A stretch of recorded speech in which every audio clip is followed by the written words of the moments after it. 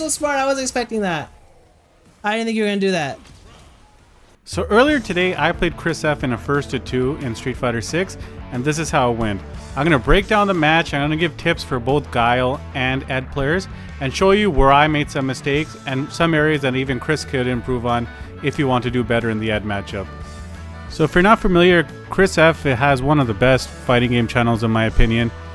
He coaches people on Street Fighter, he has so many good videos, especially if you play Leverless, which is what I started this year. And his channel is like an absolute must follow if you do play with Leverless, because he teaches you a lot of the shortcuts or some nuances that can help you. And honestly, he just seems like such a genuine nice guy, so it's always good to help out his channel. Plus he's Canadian and everyone knows Canadians are the best at everything. Alright, so here's my very first game with Chris. Guile is a lot like Ryu, where even though I haven't fought a lot of Guiles in Season 2 with Ed, you know, we've been fighting them for 30 plus years. We kind of know what to expect in the matchup. Respect their fireballs and don't jump at them. And that's pretty much the same way that I approach this match with Chris right now. And I've always played zoning fireball characters, so I'm pretty comfortable, you know, in the zoning match.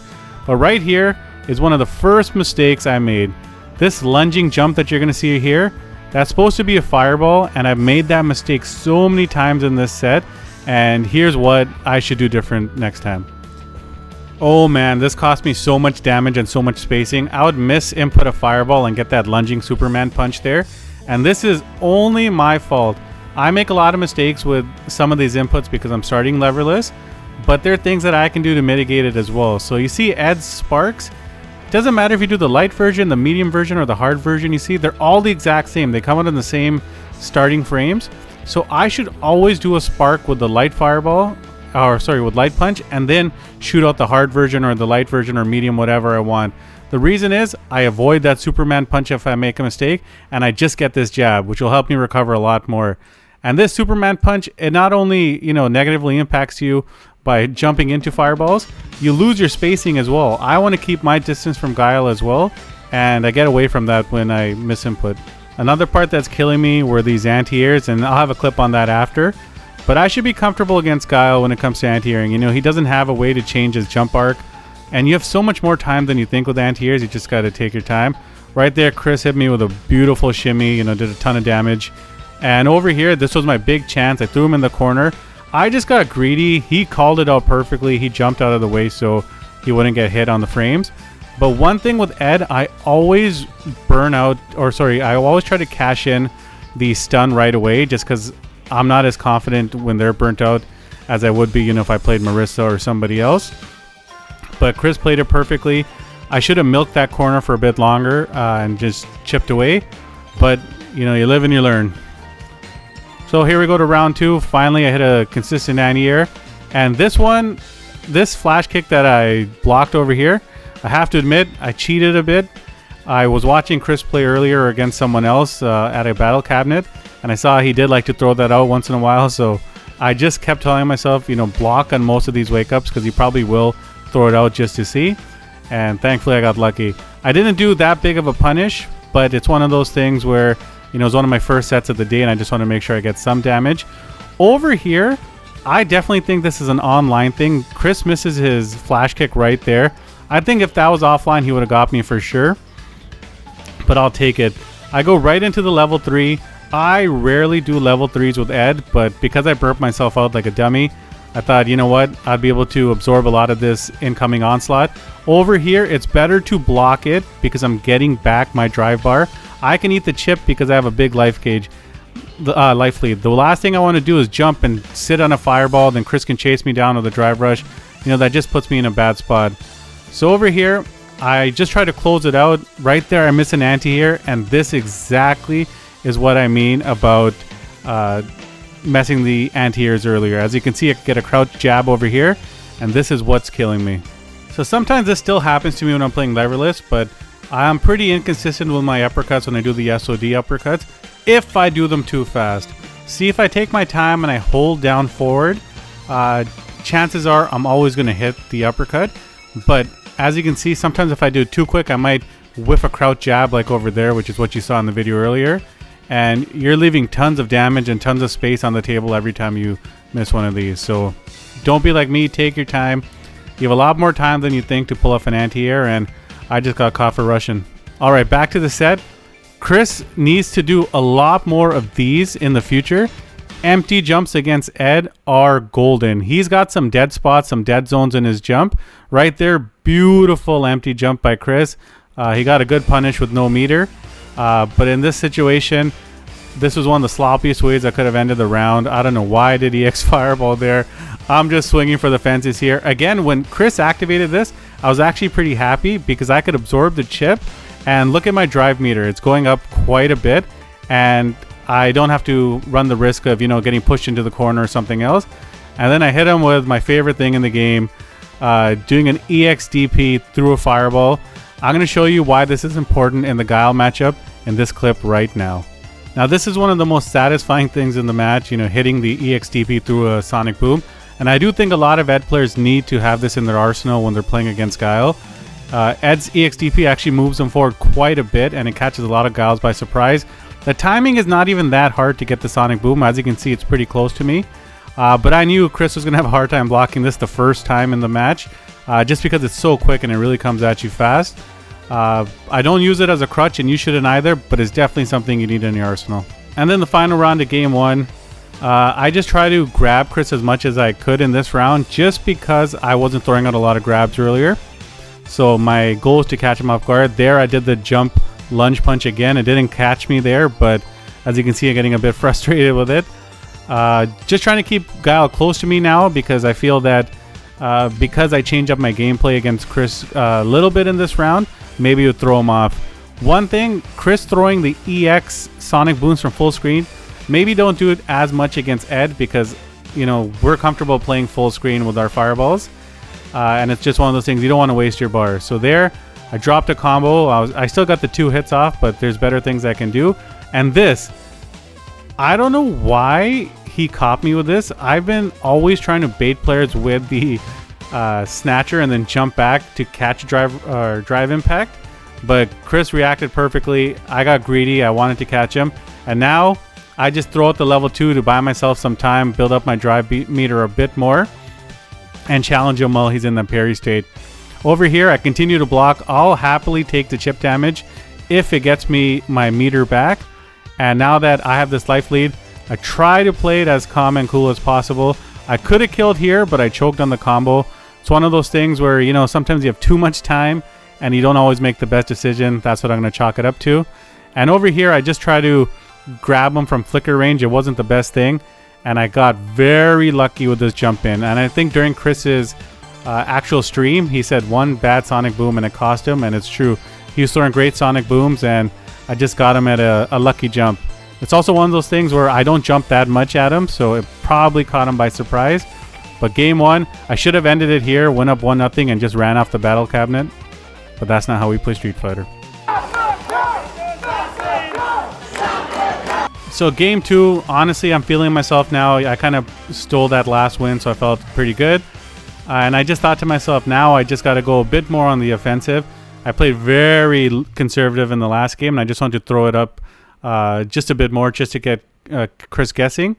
Right now, I have a good life lead. I'm feeling very good about myself. I'm happy to play the zoning game here. Again, Ed's got a very strong zoning game, and he could frustrate Guile by eating those sparks. And now my hands have warmed up a bit. I've been more comfortable doing the combos. I botched my safe jump there, and now I'm in a bit of trouble. Low on meter. Chris does an amazing job of keeping up corner pressure. That's one thing that he deserves a lot of credit for. And I time my jump here. I use a lot of Ed's standing quick normals just to close the gap and keep Guile honest. But there are times you're going to have to jump. And I just got lucky, picked the right time. And then I also picked the perfect reversal, which saved my meter and killed him, without wasting any meter. So right now, I'm feeling myself. I think I got this. And this is when it all starts to go downhill. Again, now Chris turns up the jets. And I get lucky by blocking that. And the first mistake here happens. I missed the dream combo. And I'm going to tell you why this was big. And you just can't drop the dream combo. I should be practicing it more, but going between PS5 and PC, honestly, my timing is a bit off on it.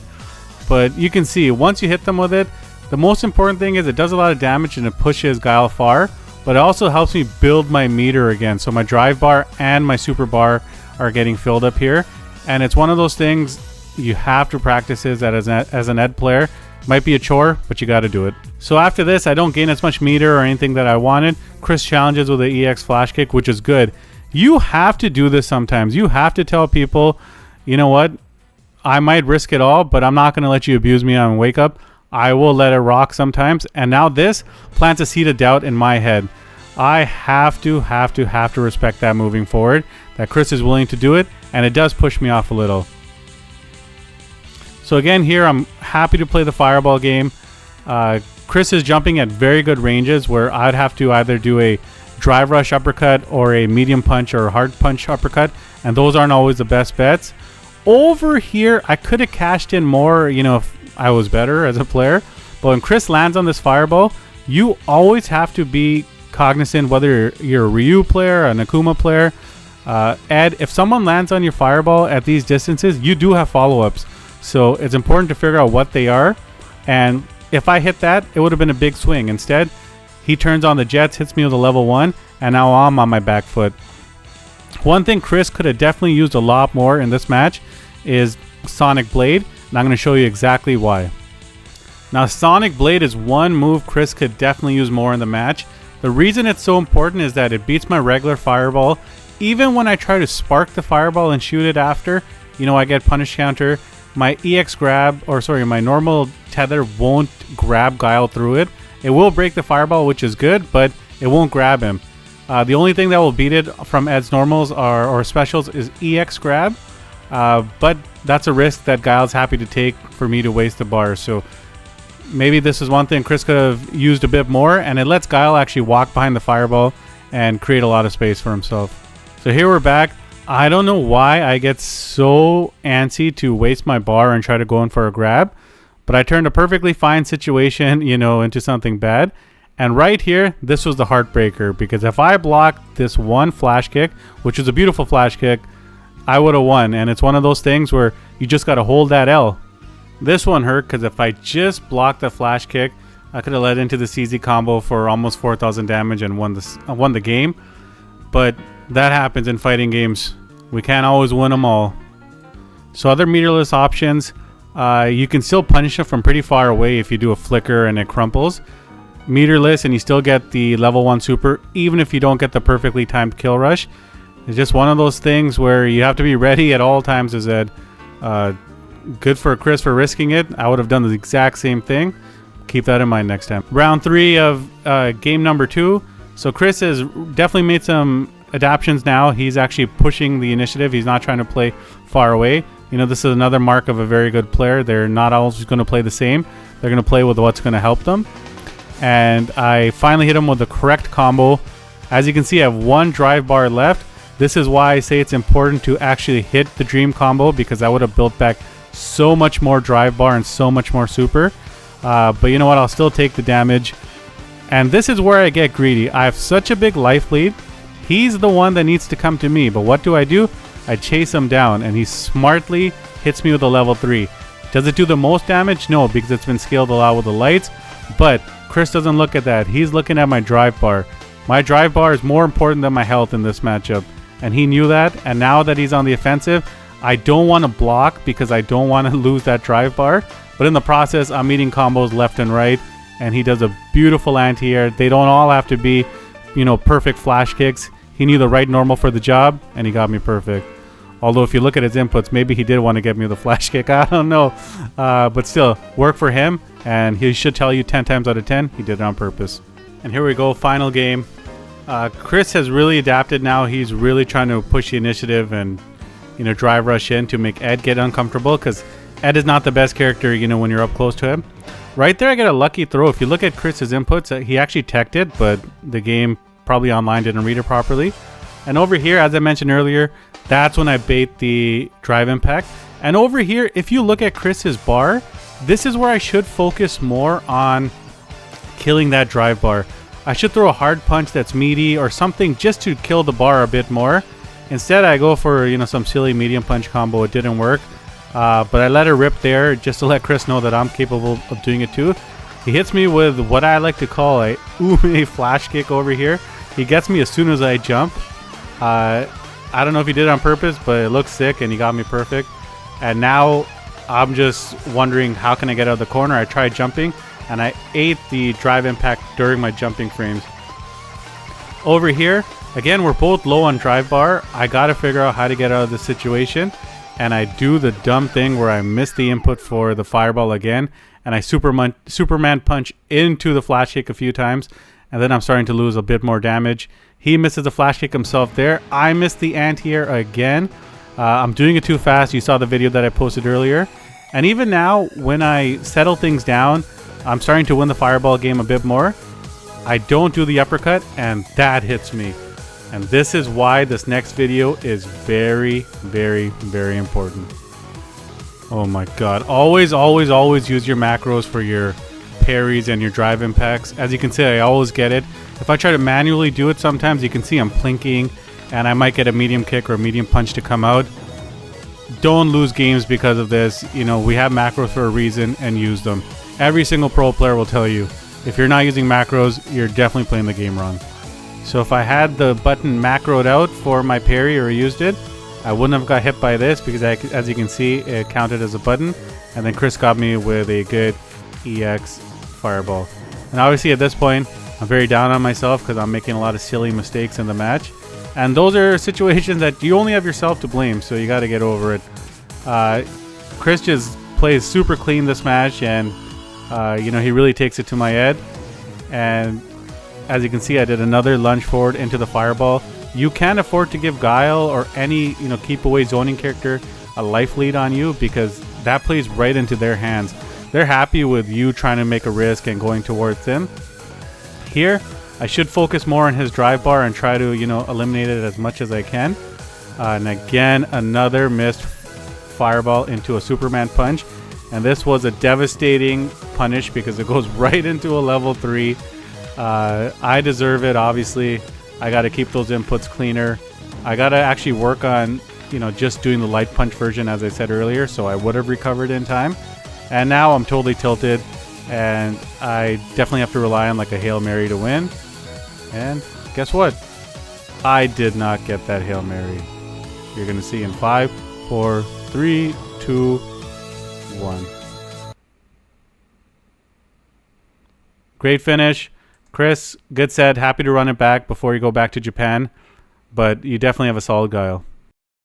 And there you have it. I hope you liked the set and my breakdown and analysis. If you like more of these videos, I'm happy to break down your videos. Or if you have tips for me, I'm happy to look into that as well. But if this is the type of content you like, I'm happy to make it. So let me know. Like, subscribe, comment, and we good.